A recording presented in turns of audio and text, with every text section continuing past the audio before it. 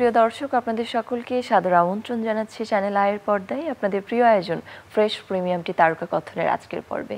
দর্শক, আমাদের অনুভূতি এবং আমাদের চিন্তাধারার একটি অবিচ্ছেদ্য অংশ হলো বই, এবং একজন মানুষ যত বেশি বই পড়েন তার চিন্তা, তার সৃজনশীলতা, তার জীবনের সৌন্দর্য তত বেশি বৃদ্ধি পায়। দর্শক, আজকের তারকা কথনের সেটে আমরা কথা বলবো বই নিয়ে, এবং বই নিয়ে কথা বলার জন্য আমাদের সেটে অতিথি হিসেবে আমন্ত্রিত হয়ে এসেছেন সময় প্রকাশনের কর্ণধার এবং স্বত্বাধিকারী ফরিদ আহমেদ। শুভেচ্ছা আপনাকে। আপনাকে অনেক অনেক শুভেচ্ছা। কথা বলবো বই নিয়ে। শুরুতে যেমনটি বললাম, সম্প্রতি ফেব্রুয়ারি মাস শেষ হলো, বইমেলা শেষ হলো, এবং বইমেলা মানেই হলো লেখক পাঠক প্রকাশকদের একটা মহাসমারোহ। কেমন গেল আসলে সব মিলিয়ে বইমেলা? প্রকাশক হিসেবে আপনাদের অভিজ্ঞতা শুনি একটু শুরুতে। আমি যদি বইমেলার কথা বলি, প্রকাশক, সৃজনশীল প্রকাশক যারা, তাদের কাছে বইমেলা একটা বড় ধরনের শুধু উৎসবে না, একটা বড় বিষয় তার প্রকাশনা জীবনে। তো এটা আমার ছিল 36তম বইমেলা, এবং এরকম একেবারেই ধারাবাহিকভাবে 36টি বইমেলায় অংশগ্রহণ করা প্রকাশকের সংখ্যা এখন খুব কম, একদম হাতে গোনা কয়েকজন। তো তাদের মধ্যে আমি একজন, এবং সেটা আমাদের বইমেলায় 35 বছর পূর্ণ, 36তম বইমেলা মানে 35 বছর পূর্তি। এই 35 বছর পূর্তিকে উপলক্ষ করে সময় প্রকাশন কিছু পরিকল্পনা গ্রহণ করেছিল। একটা উল্লেখযোগ্য, আমরা সাধারণত শূন্য দশকগুলো বা তার ভাঙা দশকগুলোকে আমরা হিসেবে রাখি, এবং সময় প্রকাশন যে এই 35 বছর তো হয়ে গেছে, 36 বছর চলছে। প্রকাশনার কাজ তো শুরু হয়েছে তারও একটু আগের থেকে। এই সময়ের মধ্যে অনেক লেখকের সাথে সম্পর্ক তৈরি হয়েছে, যারা একসময় তরুণ অবস্থায় সময় প্রকাশনের লেখালেখি শুরু করেছিলেন, তারা কিন্তু এখন সিনিয়র হয়ে গেছেন, সিনিয়র লেখক, এবং তাদের মধ্যে অনেকে খুবই জনপ্রিয়তা। এবং আমরা তাদের মধ্যে কয়েকজনের নাম শুনি একটু, আসলে তরুণ লেখক যারা লিখতেন। আমি যখন প্রকাশনা শুরু করি তখন হুমায়ুন আহমেদ নিজেও তরুণ, কারণ হুমায়ুন আহমেদের বয়স তখন 40 কাছাকাছি হয়নি। তো লেখালেখির ক্ষেত্রে এটা খুব একটা বেশি বয়স না। তারপরে মোহাম্মদ জাফর ইকবাল হুমায়ুন আহমেদের থেকে আরও 4-5 বছরের ছোট, সেও তখন তরুণ। আর একেবারে যদি তরুণ ধরি তাহলে আনিসুল হক, আমি প্রকাশনা শুরু করার আরও কয়েক বছর পরে তার বই প্রকাশ করেছে। আমি একেবারেই তরুণ, সে শুরু করেছিল। এবং আমি এদেরকে বললাম, তারা সবাই কথা সাহিত্যিক। আমি তো কিশোর বা শিশু সাহিত্য নিয়েও অনেক কাজ করেছি। শিশু সাহিত্য নিয়ে যেরকম ফরিদুর রেজা সাগর, আমিরুল ইসলাম, তাদের যে বই বের করেছে, তারা কিন্তু তখন বেশ তরুণী ছিলেন ওনারা সবাই।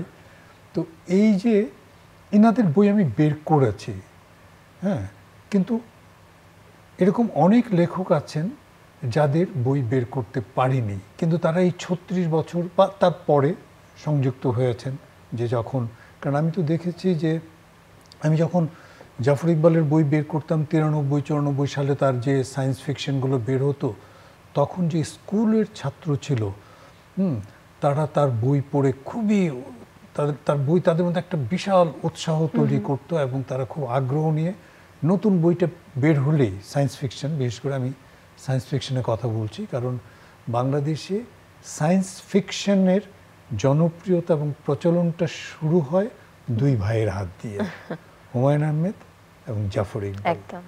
তো বিশেষ করে জাফর ইকবাল যেহেতু বিজ্ঞানের ছাত্র এবং বাংলাদেশে শাহজালাল ইউনিভার্সিটিতে শিক্ষকতা করতেন সায়েন্স অ্যান্ড টেকনোলজিতে, তো বিভিন্ন শিক্ষার্থীরা তার বইয়ের খুব ভক্ত ছিল। এবং আমি পরে গত 10 বছরের মধ্যে এরকম অনেক লেখক পেয়েছি যারা আমার কাছে এসেছেন এবং বলেছেন যে আমরা ছোটোর সময় জাফর ইকবালের সায়েন্স ফিকশন পড়ে বড় হয়েছে, এবং তখনই আমার মনের মধ্যে স্বপ্ন ছিল আমি সায়েন্স ফিকশন লিখব এবং সময় প্রকাশন থেকেই বের করব। তো এটা তো একটা উদাহরণ দিলাম। এরকম আরও অনেক ক্ষেত্র আছে যাদের বই হয়তোবা ঠিক ততটা মানসম্পন্ন হচ্ছে না যেটা আমি বই আকারে প্রকাশ করতে পারি, আবার কিছুটা মানসম্পন্ন হচ্ছেও, কিন্তু এক বছর কয়জনকে আমরা সুযোগ দিতে পারবো? এই যে এখানে একটি ব্যাপার বললেন যে মানসম্পন্ন, আসলে বই প্রকাশ করার ক্ষেত্রে আপনারা কোন কোন দিকগুলোকে বিবেচনা করেন? বইয়ের মানের জন্য আসলে বেশ কিছু ব্যাপার আমাদের একটা মাপকাঠি নির্ধারণ করে নিতে হয় এবং প্রাথমিকভাবে আমি বলি মানটা তো নির্ধারণ করবেন, মানে কি পাণ্ডুলিপিটা বই আকারে প্রকাশ করার যোগ্য কিনা সেটা যাচাই করার জন্য আমাদের আলাদা লোক থাকে। আচ্ছা, প্রকাশক নিজেও দায়িত্বটা কিছুটা পালন করে, তাছাড়াও প্রকাশকের একটা বলতে পারেন সভাসদ থাকে, হ্যাঁ, সেটা তাদেরকে অনেক সময় আউটসোর্সিংও করিয়ে নেওয়া হয় বিভিন্ন লেখকের কাছে বইটা পড়তে দেওয়া। তো এখানে 2-3টা জিনিসকে খুব বেশি গুরুত্ব দেওয়া হয়। প্রথম ব্যাপারটা হচ্ছে যে তার ভাষাটা ঠিক আছে কিনা, এই এই এই বিষয়টা খুবই গুরুত্বপূর্ণ। হ্যাঁ, দ্বিতীয়টা হচ্ছে যে তার যে লেখনী, সেই লেখনীটা মানুষকে টানছে কিনা, মানুষের পড়ার জন্য মানে কি সাবলীল, পড়ার ক্ষেত্রে সাবলীল কিনা। তৃতীয় ব্যাপারটা হচ্ছে যে সেটা যদি ফিকশন হয়, গল্প বা উপন্যাস হয়, তাহলে সে প্লটটা দাঁড়া করাতে পারছে কিনা, গল্পটা তৈরি হলো কিনা, এরকম কতগুলো ফ্যাক্টরকে আমরা একত্রিত করি। এর মধ্যে কিছু কিছু ব্যাপার আছে, হয়তো তার লেখার স্টাইলটা খুবই ভালো এবং পড়তে খুব ভালো লাগছে, কিন্তু গল্পটা দাঁড়াচ্ছে না, সেক্ষেত্রে সম্পাদক ওইটাকে একটু কাজ করে দেন। তো এরকম অনেক লেখা আছে যে বিভিন্ন দিক থেকে শতভাগ মানসম্পন্ন না, কিন্তু লেখা ভালো। এরকম অনেক লেখক আছে যাদের বই সময় প্রকাশন থেকে বই বের করতে চায়, কিন্তু বই বের করতে হয়তো আমরা পারিনি। এই তাদের সবাইকে সময় প্রকাশনের সাথে সম্পৃক্ত করার জন্য আমরা কিছু পাবলিকেশনস করার পরিকল্পনা গ্রহণ করলাম এবং 10টি প্রকাশনা করলাম। একটি হচ্ছে, সবগুলোর আগে সময় 35 আছে, একটা হচ্ছে গল্প সংকলন, রম্য গল্প সংকলন, ভ্রমণ গদ্য সংকলন, বিজ্ঞান কল্প কাহিনী ও অনুবাদ সংকলন, অনুকাব্য সংকলন, অনুগল্প সংকলন, কিশোর গল্প সংকলন, কিশোর ছড়া ও কবিতা সংকলন, প্রেম, প্রেমপত্র ও ব্যর্থ প্রেমের সফল গল্প সংকলন, স্কুল জীবনের প্রিয় স্মৃতি। এবং এটার মধ্যে হলো কি, আমরা একদম ঘোষণা দিয়ে সাধারণের কাছ থেকে লেখা চাইলাম, যার ফলে অনেকে এবং আমরা বইগুলো আসলে স্ক্রিনে দেখতে পাচ্ছি এবং আমরা স্টুডিওতেও দেখতে পাচ্ছি সেই সংকলনগুলোর মধ্যে থেকে দুটি বই। স্কুল জীবনের প্রিয় স্মৃতি। এখন যারা প্রতিষ্ঠিত মানুষ, হ্যাঁ, কেউ হয়তো বা সরকারি বড় কর্মকর্তা, কেউ হয়তো বা অধ্যাপক, কেউ হয়তো বা অনেক নাম করা লেখক, হ্যাঁ, এরকম যেরকম আমি যদি বলি যে চ্যানেল আইয়ের যে কর্ণধার ফরিদুর রেজা সাগর, উনিও তাদের সেই ছোটবেলার জীবনটা কেমন ছিল সেই স্মৃতিচারণটা এইখানে আছে এবং এখানে এরকম অনেকের লেখাটাকে সংকলিত করতে পেরেছি। যেরকম এই যে আরেকটা যদি আমি দেখাই যে ভ্রমণ গদ্য সংকলন, আমরা তো ভ্রমণ করি, যেরকম বাংলাদেশে কিন্তু ভ্রমণ কাহিনীর জনক যদি আমি বলি তাহলে হচ্ছে সেটা রাবেয়া খাতুন। রাবেয়া খাতুনের যে ভ্রমণ গদ্য, সময় প্রকাশন থেকে তার বেশিরভাগ ভ্রমণ গদ্যগুলো বেরিয়েছে এবং ভ্রমণ গদ্য কিভাবে লিখতে হয় সেটা উনি দেখিয়েছেন। তো এই ভ্রমণ গদ্য অনেক লেখক আছে আমাদের, অনেকে লেখেন, তাদের কিছু নিয়ে একটা সংকলন করা, এরকম 10টি সংকলনে 418 জন লেখককে আমরা স্থান দিতে পেরেছি। এটা একটা সময় প্রকাশনের 35 বছর পূর্তি উপলক্ষে একটা উল্লেখযোগ্য কাজ। সময় প্রকাশনকে অভিনন্দন এবং প্রকাশক হিসেবে আপনাকেও অনেক অনেক অভিনন্দন। 35 বছর ধরে বইমেলাতে আপনাদের সফল অংশগ্রহণ এবং সেখানে আপনারা খুব সুন্দরভাবে চমৎকার সব বই আসলে প্রকাশ করেছেন এবং পাঠকদের উপহার দিয়েছেন। আমরা একটু প্রকাশকের অ্যাঙ্গেল থেকে যদি চিন্তা করি, প্রকাশক হিসেবে আপনি এতদিন ধরে কাজ করছেন, সেক্ষেত্রে আসলে আপনার দিক থেকে কোন কোন বিষয়গুলোকে আপনি প্রাধান্য দিয়েছেন বই প্রকাশের ক্ষেত্রে?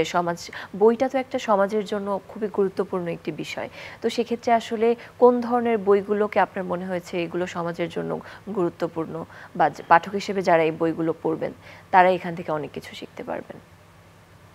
শিক্ষার কোনো শেষ নেই, সুতরাং সব কিছু থেকেই শেখা যায়, সব ধরনের বিষয় থেকে। তো বইয়ের ক্ষেত্রে প্রথম যে জিনিসটা আমার মনে হয়েছে যে বই পাঠের মধ্যে আনন্দটা দিতে হবে।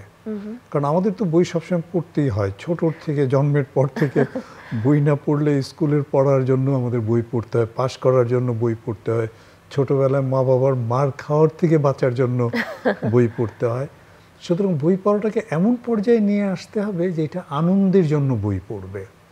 এবং সেই আমরা কিন্তু স্কুলের বা আমরা একাডেমিক যে বই পড়ি আসলে জ্ঞান অর্জনের জন্য, একদম। হ্যাঁ, এবং এর জন্য ওইটাকে আমাদের কাছে খুব কঠিন লাগে, আজাব লাগে, মনে হয় অত্যাচার হচ্ছে।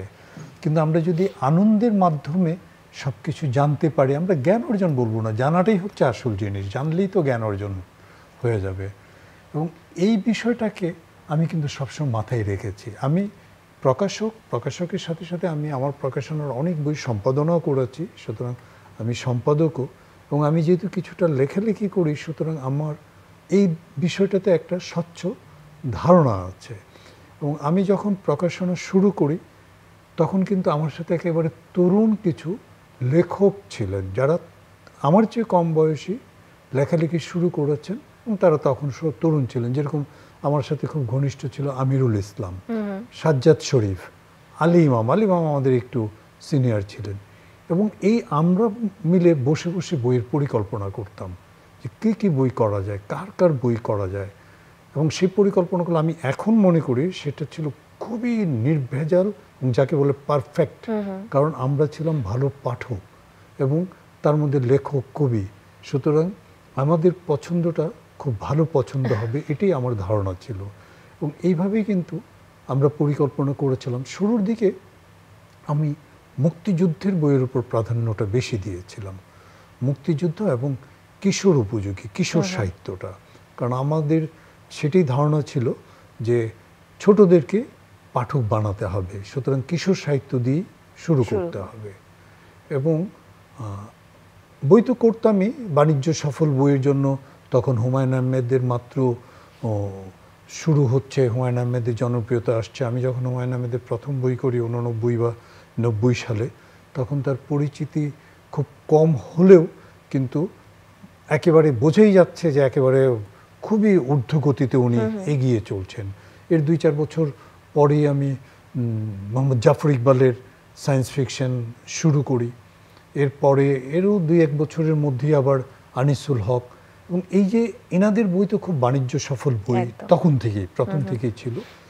তারপরেও এমন কিছু বই আমি বেছে বেছে বের করতাম যে বইগুলো আমাদের জানা করা দরকার। এবং বাচ্চাদের জন্য বা ছোটদের জন্য যদি বলি, নদী, ফুল, ফল, প্রাণীর থেকে শুরু করে সায়েন্স ফিকশন, ভূতের গল্প, প্রেমের উপন্যাস, সামাজিক উপন্যাস, ঐতিহাসিক উপন্যাস, দেশভাগের গল্প, এপার বাংলা ওপার বাংলার গল্প, এই ধরনের অনেক কাজ করেছি, প্রবন্ধ, অনুবাদ। এবং আমি খুঁজে খুঁজে যেটা করেছি যে পরে আমাদের যারা তখন খুবই শ্রদ্ধেয় লেখক ছিলেন এবং কেউ কেউ তখন মারাও গিয়েছিলেন, তাদের রচনাগুলি, তাদের বইগুলো, মানে তাদের বইগুলো তো হারিয়ে যাবে। যেরকম শওকত ওসমানের সব বই আমি করছি, আল মাহমুদের উপন্যাস সমগ্রগুলো, তারপরে সুফিয়া কামাল, আবুল ফজল, এই যে এনাদের পরিবারদের সাথে যোগাযোগ করে তাদের বইগুলো যেগুলো হারিয়ে যাচ্ছে যেন হারিয়ে না যায়, সেটার জন্য তাদের বইগুলো ধারাবাহিকভাবে প্রকাশ করেছি। তবে এখন পর্যন্ত আমি বলতে পারি যে সময় প্রকাশন শিশু কিশোরদের জন্য খুব উল্লেখযোগ্য কাজ করেছে এবং উল্লেখযোগ্য বই বের করেছে। ফরিদুর রেজা সাগরের কিশোর সমগ্র 16 খণ্ডে বের হয়েছে। শাহরিয়ার কবিরের কিশোর সমগ্র প্রায় 6-7 খণ্ডে। কাইজার চৌধুরী, যারা এখন সবাই এই যে শাহরিয়ার কবির, কাইজার চৌধুরী, তারা কিন্তু 70-এর কাছাকাছি এনারা। আল মাহমুদের কিশোর সমগ্র, শওকত ওসমানের কিশোর সমগ্র, সেলিনা হোসেনের কিশোর সমগ্র, এনারা কিন্তু আরো সিনিয়র। প্রকাশনার ক্ষেত্রে আপনারা কিশোরদেরকে পাঠক হিসেবে আমি খুব প্রাধান্য দিয়েছি, কারণ কিশোর থেকে তো শুরু হবে, তারাই পাঠক হবে। কিশোর থেকে যদি পাঠক হওয়া শুরু করে তাহলে সে কিন্তু যতদিন যাবে পাঠক হতে থাকবে। সবার জন্যই বই বের করেছি, বাট এদেরকে আমি একটু গুরুত্বটা বেশি দিয়েছি এবং মুক্তিযুদ্ধের প্রকাশনার উপর আমি বিশেষ কিছু কাজ করেছি। বাংলাদেশে প্রথম এবং বেসরকারিভাবে কোষ গ্রন্থ সময় প্রকাশন প্রথম বের করে মুক্তিযুদ্ধ কোষ, এবং সেই কোষ গ্রন্থ এর আগে কোনো বেসরকারি বাণিজ্যিক প্রকাশক বের করবে এটা বাংলাদেশে ভাবাই যেত না, আমরা করেছি। তারপরেও মুক্তিযুদ্ধ কোষ। চমৎকার সব কাজ করেছেন আপনারা, দীর্ঘ পথ চলা আপনাদের। একটু যদি জানতে চাই, এত এত কাজ করেছেন, এত মানুষদের জন্য কাজ করেছেন, নিশ্চয়ই এই পথটা খুব বেশি সহজ ছিল না, বেশ নানা ধরনের চ্যালেঞ্জের মুখোমুখিও হয়েছেন। একটু প্রকাশক হিসেবে চ্যালেঞ্জের গল্পগুলো শুনতে চাই। প্রকাশক হিসেবে বিভিন্ন সময় বিভিন্ন চ্যালেঞ্জ হয়েছে, দশকওয়ারি চ্যালেঞ্জ হয়েছে। তবে শুরুর চ্যালেঞ্জটা ছিল বেশি, কারণ বাংলাদেশে প্রকাশনার মূল কেন্দ্র হচ্ছে ঢাকা, এবং ঢাকায় প্রকাশনার মূল কেন্দ্র হচ্ছে বাংলা বাজার। বাংলা বাজারের প্রকাশকরা প্রথম থেকে বংশ পরস্পরায় প্রকাশনা ব্যবসা করে আসছে। সেই দাদার থেকে বাবা, বাবার থেকে ছেলে। সেই আমি যখন প্রকাশনা শুরু করি তখন বাংলা বাজারে অন্তত নিউ ব্লাড, ফ্রেশ ব্লাডের প্রথম জেনারেশনের প্রকাশক ছিল না। আচ্ছা। আমার সাথে আমার আরও দু এক বন্ধু ছিলেন, তারাও তাদের বাবার ব্যবসার থেকে নিজেরা ব্যবসা করেছিলেন, কিন্তু একেবারেই নিজের থেকে শুরু করা এটা আমি করেছিলাম আমার জানা মতে, যে কিনা এর আগে কোনো প্রকাশনা প্রতিষ্ঠানে চাকরিও করেনি, একদম বিশ্ববিদ্যালয়ের জীবন থেকে সরাসরি প্রকাশনা জীবনে। এবং সেটা আমাকে খুব চ্যালেঞ্জ এবং প্রতিকূলতার মধ্যে ফেলেছিল। আমার আশেপাশের যে পরিবেশ ছিল সেই পরিবেশের সাথে আমার যে আগের যে আমার চাল চলন বা আমি যে পরিবেশের সাথে অভ্যস্ত সেটা মিলছিল না। সেটা তো আমার ব্যাপার, আমি খাপ খাইয়ে নিতে পারবো, কিন্তু অসুবিধা হচ্ছিল যে তখন যারা প্রকাশক ছিলেন তারা আমাকে স্থান দিতে চাচ্ছিলেন না। এবং সেই স্থানটা আমাকে তৈরি করতে হয়েছে অনেক কষ্ট করে, এবং এই ক্ষেত্রে আমার লেখকরা আমাকে খুব সহযোগিতা করেছেন।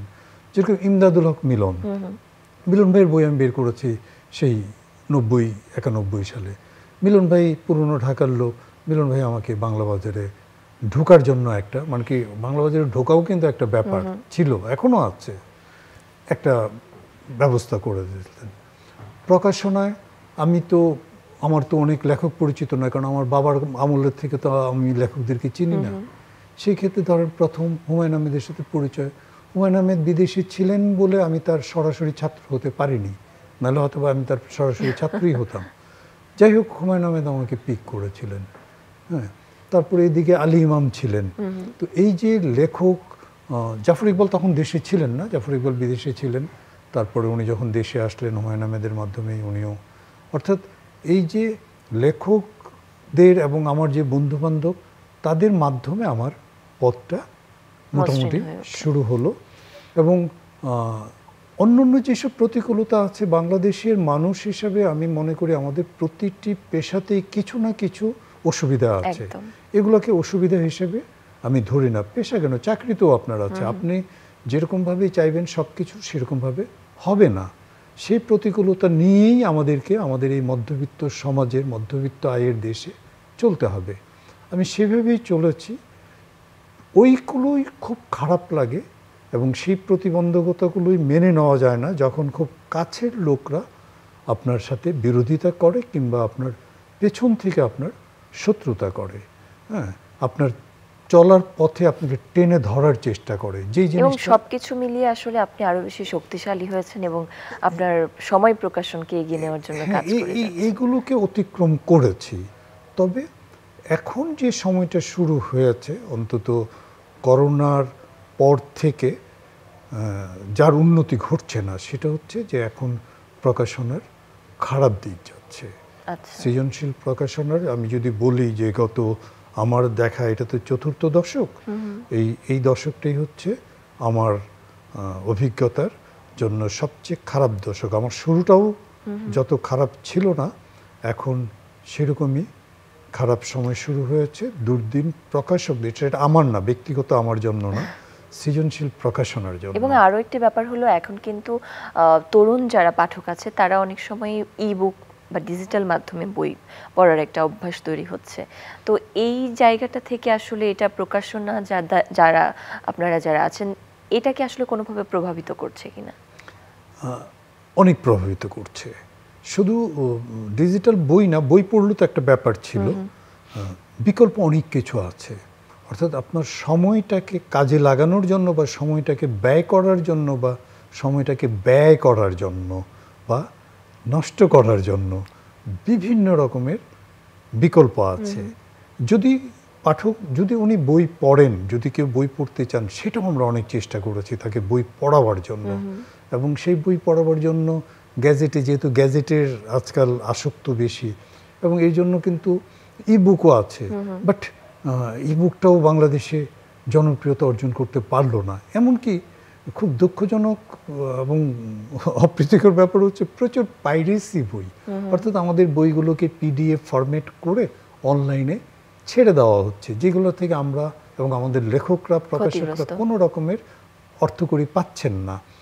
সেই বইগুলো ফ্রি পড়া যায়, তারপরেও কিন্তু আমরা এটার বিরুদ্ধে খুব সোচ্চার হচ্ছি না, এর জন্য যে পড়ার অভ্যেসটা অন্তত থাকুক। এত কিছুর পরেও পাঠাভ্যাসটা দিনের দিন কমেই যাচ্ছে। একটা শ্রেণীর মধ্যে আছে, এটা সবসময় ছিল, সব কিছুর মধ্যে একটা শ্রেণী সব ব্যাপারে খুব সজাগ থাকে, এখনও আছেন। কিন্তু সামগ্রিকভাবে যদি বিচার করি, আমি যদি 20 বছর বা 30 বছর আগের সাথে 30 বছর পরের তুলনা করি, জনসংখ্যা বৃদ্ধি পেয়েছে। জনসংখ্যার সাথে সাথে শিক্ষিতের হার, সাক্ষরতার হার বৃদ্ধি পেয়েছে। এক সময় আমাদের শুরুটা আমরা দেখেছি বাংলাদেশে সাক্ষরতার হার 20% নিচে ছিল, এখন সেটা 80%। তাহলে সেই হিসেবে আগে, এবং জনসংখ্যা বৃদ্ধি পেয়েছে, সেই হিসেবে আগে যারা লেখাপড়া করতো তার থেকে এখন 4-5 গুণ বেশি পাঠক হওয়ার কথা, খুব স্বাভাবিক, কিন্তু অনেক কমে গেছে। এটা কিন্তু একটা শঙ্কার বিষয়, এটা একটা চিন্তার বিষয়। তবুও আমরা প্রত্যাশা রাখি যে বইয়ের সাথে মানুষ থাকুক, বই পড়ুক এবং বইয়ের আলো ছড়িয়ে যাক প্রতিটি প্রাণে। আপনাকে অনেক ধন্যবাদ আমাদের আয়োজনে আসার জন্য, এবং সময় প্রকাশনের জন্য অনেক অনেক ধন্যবাদ। আপনাকে শুভেচ্ছা জানাচ্ছি এবং অভিনন্দন জানাচ্ছি আবারও।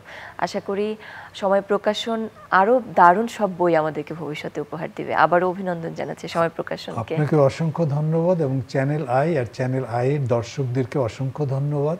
চ্যানেল আইয়ের সাথে আমার শুরুর থেকে সম্পর্ক, এর জন্য চ্যানেল আই কর্তৃপক্ষের প্রতি আমার কৃতজ্ঞতা। সময় প্রকাশনের এই পথ চলার সাথে কিন্তু চ্যানেল আই এবং চ্যানেল আইয়ের যারা লেখক আছেন তারা সবাই কিন্তু সম্পৃক্ত, তাদের সবারই অবদান আমি স্বীকার করছি। প্রিয় দর্শক, আপনাদের আমাদের আজকের আয়োজন আশা করি ভালো লেগেছে। আপনাদের সকলের জন্য শুভেচ্ছা। বইয়ের সাথে থাকুন, বই পড়ুন, এই প্রত্যাশা নিয়ে আয়োজন থেকে বিদায় নিচ্ছি।